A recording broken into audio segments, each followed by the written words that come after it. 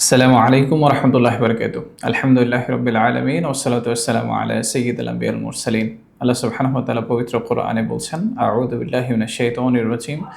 বিসমিল্লাহির রহমানির রহিম। ইন্না আ'তাইনাকাল কাউসার ফাসাল্লি লিরাব্বিকা ওয়ানহার ইন্না শানিয়াকা হুয়াল আবতার। আল্লাহ সুবহানাহু ওয়া তাআলার পবিত্র কোরআনের ১১৪টি সূরার মধ্যে সবচেয়ে ছোট সূরা, সূরা আল কাউসার। সেই সূরা আল কাউসার তেলাওয়াত করেছি। আল্লাহ সুবহানাহু ওয়া তাআলার গুরুত্বপূর্ণ একটি বিধান, কোরবানির বিষয়ক কিছু কথা বলার চেষ্টা করব ইনশাআল্লাহ। প্রথমে আসি এই সূরার পরিচয়ের মধ্যে। সূরা আল কাউসার এর মধ্যে আয়াত আছে মাত্র ৩টি। পবিত্র কোরআনের সবচেয়ে ছোট সূরা এটাকে বলা হয় এবং এই সূরাটি মক্কায় অবতীর্ণ হয়েছে নাকি মদিনাতে অবতীর্ণ হয়েছে এ নিয়ে বেশ কিছু কথা আছে। তবে সবচেয়ে বেশি মত যে বিষয় এসেছে সেটি হচ্ছে এই সূরাটি মক্কায় অবতীর্ণ হয়েছে। মূলত রাসূল সাল্লাল্লাহু আলাইহি ওয়াসাল্লামের যেই সময়টুকু কষ্টের সময় ছিল, সেই সময়ে আল্লাহ তাআলা সুসংবাদ বেশি দিয়েছেন যেন আল্লাহ রাসূল সাল্লাল্লাহু আলাইহি ওয়াসাল্লামের কষ্ট কিছুটা লাঘব হয়। এই সূরার মধ্যে আল্লাহ তাআলা গুরুত্বপূর্ণ একটি পুরস্কারের ব্যাপারে রাসূল সাল্লাল্লাহু আলাইহি ওয়াসাল্লামকে সুখবর দিয়েছেন, যেটি আমরা প্রথম আয়াতেই তেলাওয়াত করেছি। ইন্না আ'তাইনাকাল কাউসার। হে রাসূল, আমি আপনাকে কাউসার দান করেছি। কাউসারের ৩টি অর্থ আছে। প্রথমটি হচ্ছে প্রাচুর্যপূর্ণ কল্যাণ, দ্বিতীয়টি হচ্ছে অফুরন্ত নেয়ামত এবং তৃতীয় হচ্ছে জান্নাতের বিশেষ নহর।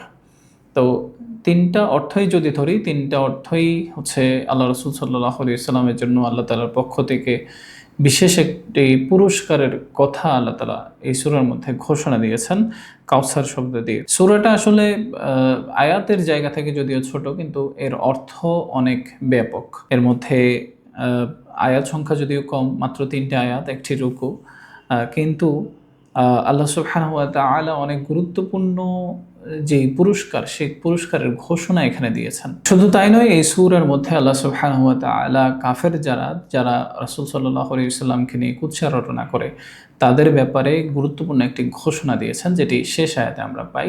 সেটি হচ্ছে আল্লাহ সুবহানাহু ওয়া তাআলা বলছেন, ইন্না শানিআকা হুয়াল আবতার। অর্থাৎ আপনাকে যারা নির্বংশ বলে, আপনার বিরুদ্ধে যারা কুৎসা রটনা করে, তারাই আসলে নির্বংশ।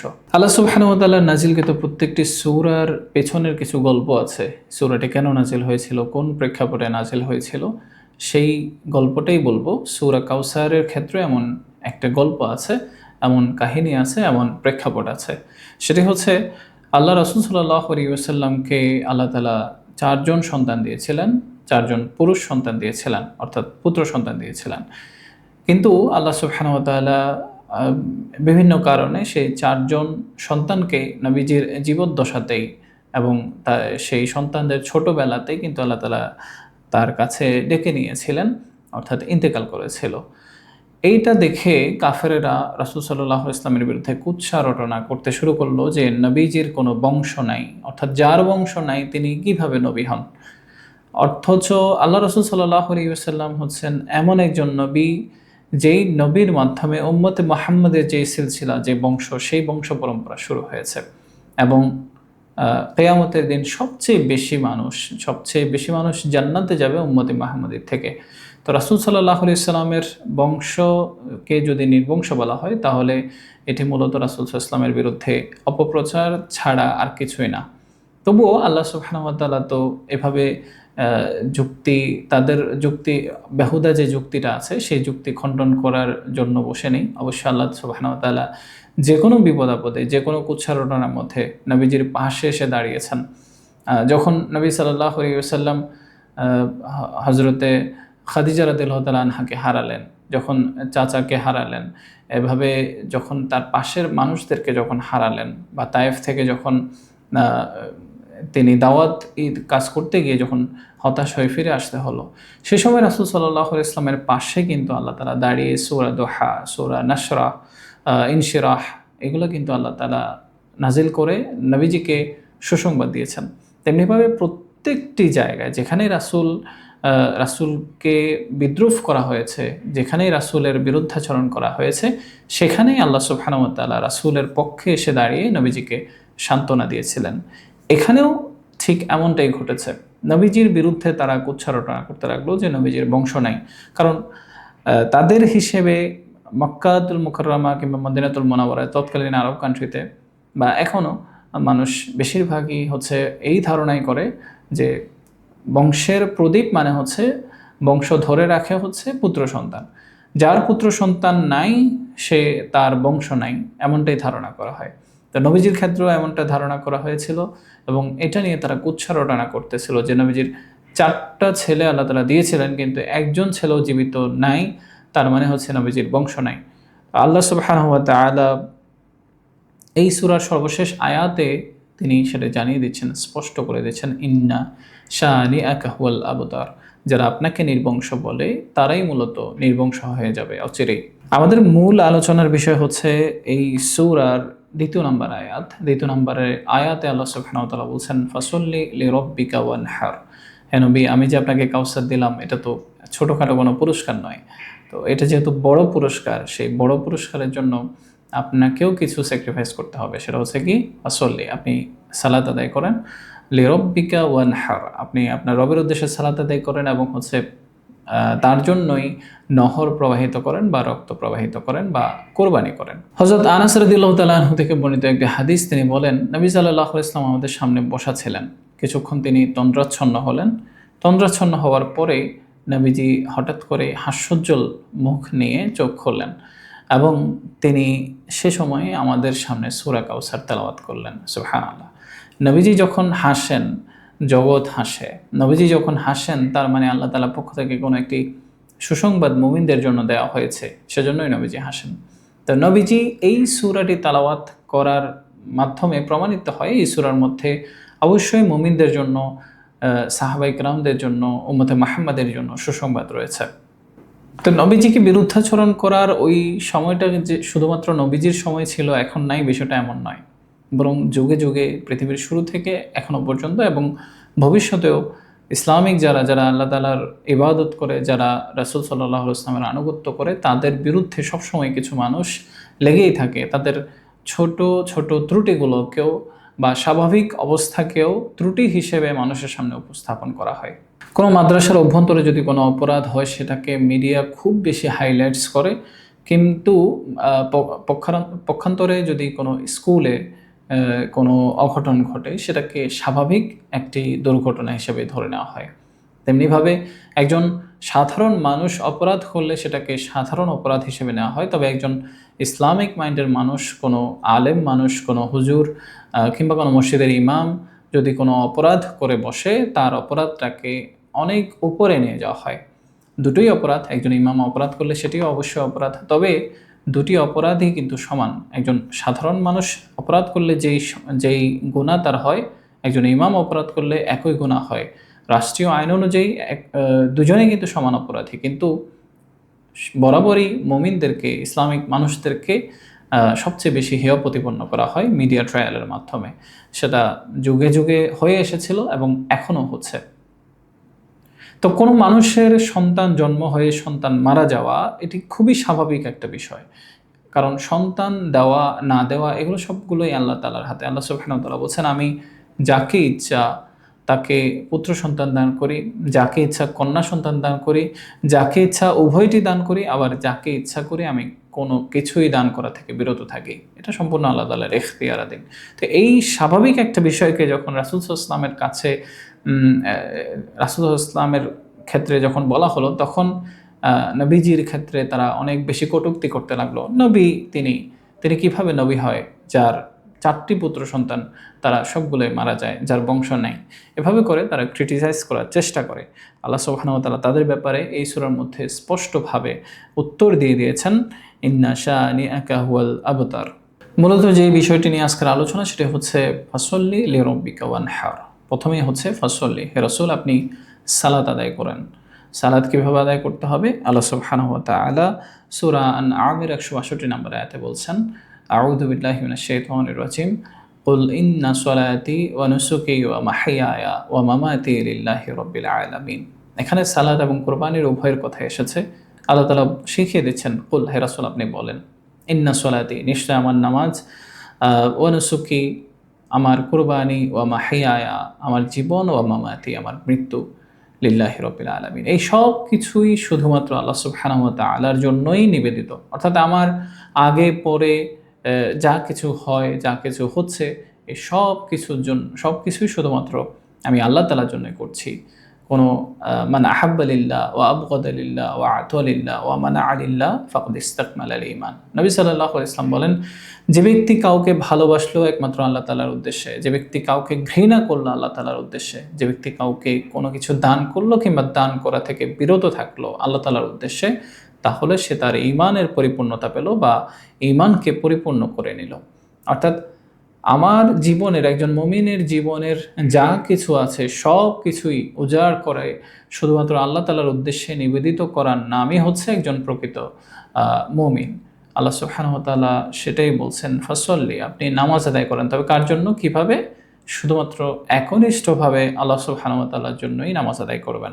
আমাদের দেশে অনেক মানুষ আছে যারা নামাজ আদায় করে সমাজে ভালো মানুষ সাজার জন্য, নামাজ আদায় করে নির্বাচনকালীন সময়ে মানুষের ভোট পাওয়ার জন্য, নামাজ আদায় করে মানুষের মাঝে নিজেকে নামাজি হিসেবে প্রতিষ্ঠিত করার জন্য, কিংবা নামাজ আদায় করে সমাজের যে বড় মসজিদটি আছে সেই মসজিদটির বড় কোনো পদবি পাওয়ার জন্য। যে উদ্দেশ্যেই নামাজ আদায় করুক না কেন, এই সবগুলো উদ্দেশ্যই বাতিল বলে গণ্য হবে। শুধুমাত্র আল্লাহ সুবহানাহু ওয়া তাআলার জন্য যদি কেউ নামাজ আদায় করে, যদি কেউ ইবাদত করে, সেই ইবাদতটাই আল্লাহ তাআলা গ্রহণ করবেন। দ্বিতীয় নম্বরে আল্লাহ সুবহানাহু ওয়া তাআলা যে নির্দেশনাটি দিয়েছেন সেটি হচ্ছে ওয়ানহার, হে রাসূল আপনি নহর প্রবাহিত করেন বা রক্ত প্রবাহিত করেন বা কুরবানি করেন। আল্লাহ তাআলা বলছেন, আউযু বিল্লাহি মিনাশ শাইতানির রাজিম, লা ইয়ানালাল্লাহা লুহুমুহা ওয়ালা দিমাউহা ওয়ালাকিন ইয়ানালুহুত তাকওয়া মিনকুম। যে তোমাদের মধ্য থেকে তোমরা যারা যখন কুরবানি করো, সেই কুরবানির গোশত কিংবা চামড়া কোনো কিছুই আমার কাছে পৌঁছায় না। আমার কাছে যেটা পৌঁছায় সেটা হচ্ছে ওয়ালাকিন ইয়ানালুহুত তাকওয়া মিনকুম, তোমাদের মধ্য থেকে তাকওয়াটা শুধুমাত্র আমি চাই।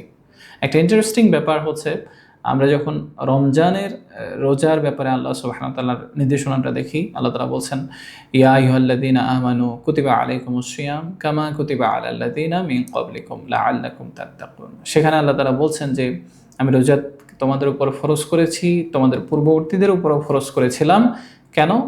জাস্ট একটা কারণে, সেটা হচ্ছে লাআল্লাকুম তাত্তাকুন, তোমরা যাতে এখান থেকে তাকওয়া অর্জন করতে পারো। একই কথা আল্লাহ তাআলা কোরবানির ব্যাপারে আল্লাহ তাআলা বলছেন, ওয়ালাকিন ইয়ানালুহুত তাকওয়া মিনকুম। এই যে কোরবানি করছো, কত টাকার কোরবানি করেছো, কত বড় পশু কোরবানি করেছো, এটা আমার কাছে মুখ্য বিষয় নয়। কতটুকু রক্ত প্রবাহিত হয়েছে, কত পশম হয়েছে, এটি আমার কাছে মুখ্য বিষয় না। মুখ্য বিষয়টা কি? তুমি অন্তর থেকে আমার জন্য, শুধুমাত্র আমার নিয়তেই, আমার সন্তুষ্টির উদ্দেশ্যে কোরবানিটা করতে পেরেছো কিনা, এটি হচ্ছে আমার চাওয়া। আল্লাহ রাসূল সাল্লাল্লাহু আলাইহি ওয়াসাল্লাম বলেন, কোরবানির দিন নহর প্রবাহিত করার চাইতে, রক্ত প্রবাহিত করার চাইতে উত্তম কোনো আমল আল্লাহ সুবহানাহু ওয়া তাআলার কাছে নাই। সুতরাং যারা আমরা সামর্থ্যবান আছি, আমাদের উপর অবশ্যই কোরবানি করাটা আমাদের জন্য ওয়াজিব। কারণ যদি সামর্থ্য থাকে কোরবানি করার ক্ষেত্রে, কিন্তু সে কোরবানি করলো না, নিজের সম্পদটাকে কক্ষিগত করে রাখলো, পুঞ্জীবিত করে রাখলো, আল্লাহ সুবহানাহু ওয়া তাআলা অবশ্যই তাকে শাস্তির আওতায় আনবেন। এবং এই কোরবানি না করার কারণে সে আল্লাহ তাআলার সীমা লঙ্ঘনকারীদের মধ্যে অন্তর্ভুক্ত হবে। আমরা যে কোরবানিটা পালন করি, এই কোরবানিটা মূলত আমাদের পূর্বে যে নবী এসেছিলেন হযরত ইব্রাহিম আলাইহিস সালাম, সেই ইব্রাহিম আলাইহিস সালাম থেকেই আমাদের জন্য বরাবর হয়ে এসেছে। ইব্রাহিম আলাইহিস সালাম তার সন্তানের যে কোরবানির নজরানা আল্লাহ তাআলার সামনে উপস্থাপন করেছেন, সেখান থেকে আমাদের জন্য পশু কোরবানির এই বিষয়টি এসেছে। ইব্রাহিম আলাইহিস সালাম কিভাবে তার সন্তানকে আল্লাহ তাআলার জন্য উৎসর্গ করেছিলেন, তিনি ইব্রাহিম আলাইহিস সালামকে স্বপ্নে দেখিয়েছিলেন যে তিনি তার সন্তানকে জবেহ করতেছেন বা কোরবানি করতেছেন। এমন একজন নবী, যেই নবীর সন্তান ও নবী, যেই নবী চাইলে এটাকে সাধারণ একটা স্বপ্ন মনে করতে পারতেন, কিন্তু না, স্বপ্নে একটি বিষয় দেখলেন, সেই বিষয়টি বাস্তবে প্রমাণ করার জন্য উঠে পড়ে লেগেছেন। কারণ তিনি এটা ভেবে নিয়েছিলেন, তিনি ধরে নিয়েছিলেন যে এটি আল্লাহ সুবহানাহু ওয়া তাআলার পক্ষ থেকে একটি আদেশ। কারণ আমরা জানি নবী করিম সাল্লাল্লাহু আলাইহি ওয়াসাল্লাম সহ অন্যান্য নবীদের ক্ষেত্রে ওহী নাযিলের যে পদ্ধতি আছে তার মধ্যে একটি হচ্ছে সত্য স্বপ্ন। প্রত্যেকটা নবীকেই আল্লাহ সুবহানাহু ওয়া তাআলা স্বপ্নের মাধ্যমে অনেক বিষয় আদেশ করতেন, অনেক বিষয় নিষেধ করতেন।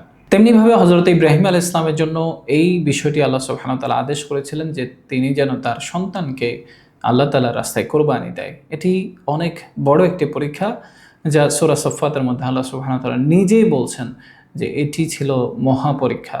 শুধু এই পরীক্ষা না, ইব্রাহিম আলাইহিস সালামের জীবনে উনি অনেকগুলো পরীক্ষা দিয়েছিলেন।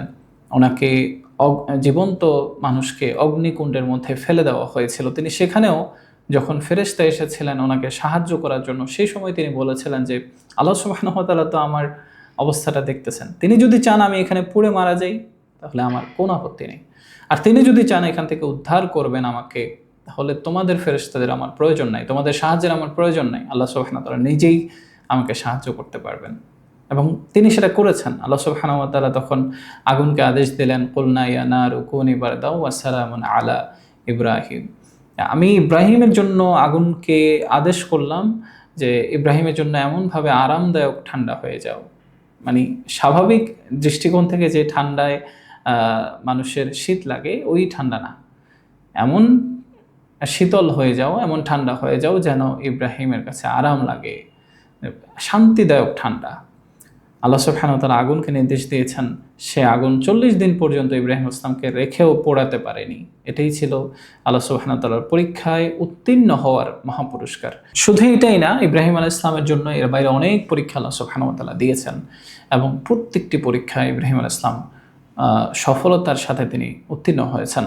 ইব্রাহিম আলাইহিস সালামকে আল্লাহ সুবহানাহু ওয়া তাআলা হযরত হাজেরা আলাইহিস সালাম এবং ওনার পুত্র সন্তান হযরত ইসমাঈল আলাইহিস সালামকে সহ মরুভূমির এক প্রান্তে রেখে আসতে বলেছিলেন, যেই মরুভূমিতে বর্তমানে মক্কাতুল মুকাররমা অবস্থিত, সেখানে রেখে আসতে বলেছিলেন, যেখানে কোনো পানি নেই, কোনো খাবার নেই, কোনো জনবসতি নেই, গাছগাছালি নেই, এমন একটি বিস্তীর্ণ প্রান্তরে আল্লাহ সুবহানাহু ওয়া তাআলা নির্দেশ দিয়েছিলেন সেখানে রেখে আসো। তিনি সেটা রেখে আসতে পেরেছিলেন। এটা মোটেও ছোটোখাটো পরীক্ষা না। একটা দুধের শিশু আর একজন মহিলা, যাদের কোনো আয় রোজগারের কোনো ব্যবস্থা নেই, যাদের খাবার দাবারের কোনো ব্যবস্থা নেই, কোনো পানীয়র ব্যবস্থা নেই, কোনো আশেপাশে মানুষ নেই, বিপদ হলে কেউ হেল্প করবে, এগিয়ে আসবে, এমন কোনো ব্যবস্থা নেই, এমন একটি জায়গায় নিজের স্ত্রী সন্তানকে, তাও এমন দুগ্ধপোষ্য সন্তানকে রেখে আসা মোটেও চারটেখানি কথা নয়।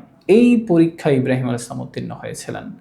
এবং তারপরে যখন শিশু একটু ইসমাঈল আলাইহিস সালাম যখন একটু কৈশোরে উপনীত হলেন, যখন কথা বলতে শুরু করলেন, হাঁটতে শুরু করলেন বাবার সাথে, তখন ইব্রাহিম আলাইহিস সালামকে আল্লাহ সুবহানাহু ওয়া তাআলা স্বপ্নে দেখালেন যে তোমার সন্তানকে তুমি কোরবানি করতেছো।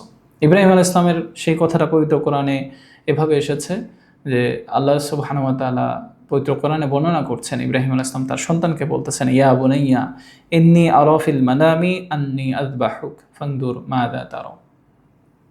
হে আমার সন্তান, যে আমি স্বপ্নে দেখেছি যে আমি তোমাকে জবাহ করতেছি, এ ব্যাপারে তোমার অভিমত কি, তুমি কি চাও, বা তোমার মতামতটা একটু আমাকে বলো। ইসমাঈল আলাইহিস সালামও তো তিনি আল্লাহর নবী, তবে কৈশোরেও তিনি আল্লাহ তাআলার প্রতি এতটাই অবিচল বিশ্বাস এবং বাবার প্রতি এতটাই অবিচল বিশ্বাস ছিল, তিনি সাথে সাথে উত্তর দিলেন, ইয়া আবাতি ফাআল মা তু'মার সাতাজিদুনি ইনশাআল্লাহু মিনাস সাবিরিন। যে হে বাবা, আপনি যা আদেশ পেয়েছেন সেটা বাস্তবায়ন করুন, আমাকে কোনো কৈফিয়ত দিতে হবে না, কোনো ব্যাখ্যা বিশ্লেষণের কিছুরই প্রয়োজন নাই, আপনি যেভাবে আদেশ পেয়েছেন সেভাবেই বাস্তবায়ন করুন। সুবহানাল্লাহ। বাবা এবং ছেলের এই যে কথোপকথন, এটি সারা বিশ্বের মানুষের জন্য কিয়ামত পর্যন্ত প্রত্যেকটি মানুষের জন্য নিদর্শন হয়ে থাকবে। সেজন্য আল্লাহ সুবহানাহু ওয়া তাআলা পবিত্র কোরআনে এটি কোড করে দিয়েছেন। বাবা কেমন প্রস্তাব দিয়েছিল, আল্লাহ তাআলার ডাকে কীভাবে সাড়া দিয়েছিল, আর সন্তান কেমন বাবার ডাকে এবং আল্লাহ তাআলার ডাকে সাড়া দিয়েছিল। এই যে আল্লাহ তাআলার প্রতি আনুগত্য, নিজেদেরকে আত্মসমর্পণ করা, এই আত্মসমর্পণ করা আল্লাহ সুবহানাহু ওয়া তাআলা চেয়েছিলেন এবং তিনি সেটা পেয়েছেন। আর সেজন্যই বাবা এবং সন্তানের সেই কথাগুলো আল্লাহ তাআলা পবিত্র কোরআনে কোট করে দিয়েছেন। নবী সাল্লাল্লাহু আলাইহি ওয়াসাল্লাম বলেছেন, যদি কোনো ব্যক্তির কোরবানি করার মতো তার সামর্থ্য আছে কিন্তু সে কোরবানি করে নাই, তাহলে সে যেন আমার ঈদগাহে না আসে। কোরবানির এতটাই গুরুত্ব, আল্লাহ রাসূল সাল্লাল্লাহু আলাইহি ওয়াসাল্লাম তাকে ঈদগাহে আসতে না নিষেধ করেছেন। একজন মুসলিম ব্যক্তি কিন্তু তার কোরবানির সামর্থ্য থাকার পরেও সে কোরবানি করেনি, আল্লাহ রাসূল সাল্লাল্লাহু আলাইহি ওয়াসাল্লাম বলছেন, খবরদার সে যেন আমার ঈদগাহের নিকট না আসে। তো এই কোরবানি শুধুমাত্র পশুত্বের কোরবানি নয়, বরং মনের পশুত্বের যে কোরবানি সেটিও আমাদেরকে করতে হবে। আমাদের মনে যে অহংকার আছে, যে নিজেকে বড়ত্ব মনে করার যেই চিন্তাভাবনা আছে সেটি দূর করতে হবে। নিজের ভিতরে যে জিঘাংসা আছে, যে হিংসা আছে, সেগুলো দূর করতে হবে, সেগুলোরও কোরবানি করতে হবে। অর্থাৎ এক কথায় আমাদেরকে নফসের কোরবানি করতে হবে। এর পাশাপাশি কোরবানির গোশত শুধুমাত্র নিজের জন্য নয়, বরং আমার আশেপাশে প্রতিবেশী, আমার এলাকার মানুষ, আমার সমাজের মানুষ যারা আছেন, তাদের জন্য আমার এই কোরবানির গোশত অবশ্যই তাদের কাছে পৌঁছে দিতে হবে। সূরা কাউসার আমাদেরকে এই শিক্ষাটাই দিচ্ছে, আল্লাহ সুবহানাহু ওয়া তাআলার ডাকে সাড়া দিলে, আল্লাহ তাআলার আদেশ বাস্তবায়নের জন্য যদি আমি উদগ্রীব থাকি, সেক্ষেত্রে আল্লাহ সুবহানাহু ওয়া তাআলা আমাদেরকে কি কি পুরস্কার দিতে পারেন। আল্লাহ তাআলা চাইলে কিন্তু সেদিন ইসমাঈল আলাইহিস সালামকে কবুল করে নিতে পারতেন। জবে করার মাধ্যমে ইসমাঈল আলাইহিস সালামের সেদিন মৃত্যু হতে পারত, কিন্তু আল্লাহ সুবহানাহু ওয়া তাআলা সেটি করেননি। বরং তিনি চেয়েছিলেন যে ইব্রাহিম আলাইহিস সালাম পরীক্ষা পাশ করে কিনা সেটি দেখব। ইব্রাহিম আলাইহিস সালাম পাশ করেছিলেন, ইসমাঈল আলাইহিস সালাম পাশ করেছিলেন। আল্লাহ সুবহানাহু ওয়া তাআলা সেই ইসমাঈল আলাইহিস সালামের জায়গায় একটি পশুর মাধ্যমে কোরবানির কাজটা সম্পন্ন করেছিলেন, এবং সেখান থেকে উম্মতে মুহাম্মাদের পর্যন্ত, কিয়ামত পর্যন্ত মুসলমানদের জন্য এই নির্দেশনা, এই সিস্টেম সবসময় জারি থাকবে যে একটি পশু কোরবানির মাধ্যমে আল্লাহ সুবহানাহু ওয়া তাআলার এই আদেশ বাস্তবায়ন করা।